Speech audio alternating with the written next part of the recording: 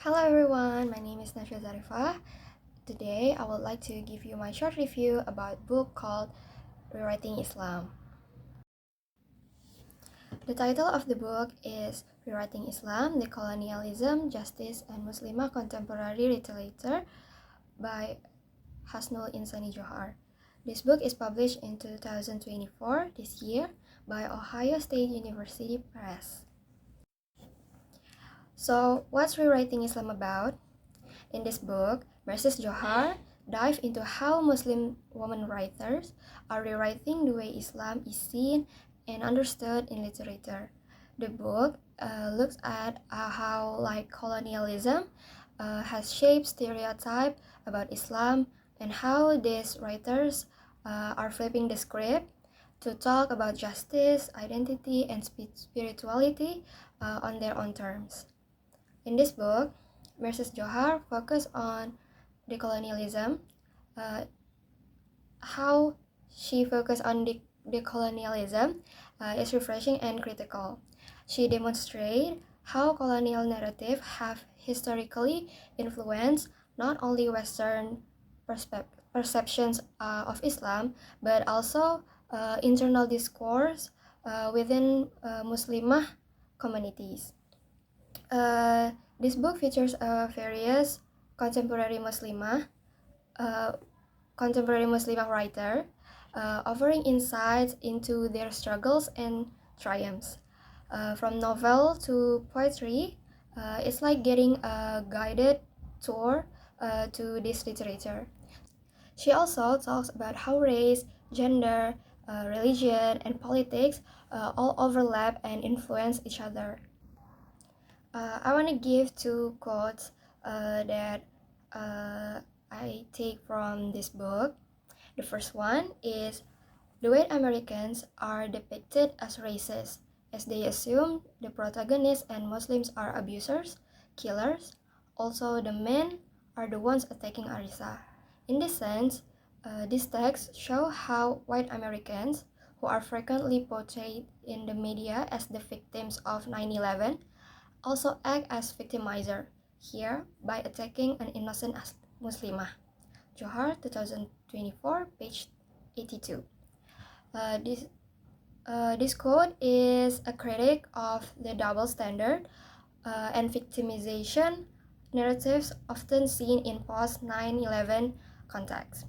I agree with Mrs. Djohar's observation that while white Americans are frequently portrayed as a victim of 9/11 attacks in dominant media narratives, they also perpetuate violence and racism as depicted in treatment of Arisa in the story. This duality reveals a troubling aspect of how narratives of us versus them can be used to justify acts of prejudice and aggression against marginalized communities. The second quote, in the sense, this poem undermines Orientalism, which perceives Muslim women as uneducated and uncreative. Instead, Muslim women are independent and have potential careers, as they have brains representing their capacity as intellectuals. Djohar, 2024, page 62 to 63. I like this quote too.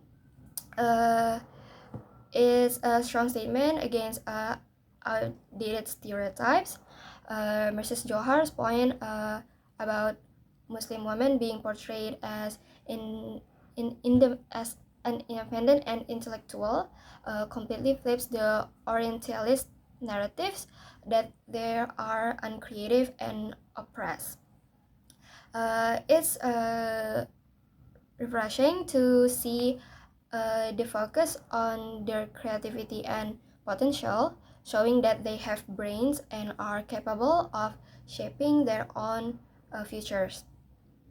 It's empowering and exactly the kind of perspective we need more of in literature and discussion about this representation. So, The book is amazing, but it's not an exactly a light reading, because if you're not familiar with terms like decolonialism, you might have to look it up first.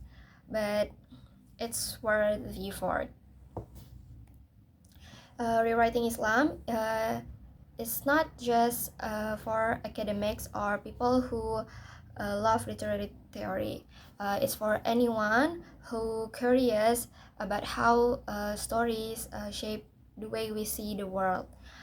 It shows how Muslimah writers are reclaiming their narratives and using their voices to tackle issues like justice, faith, and identity.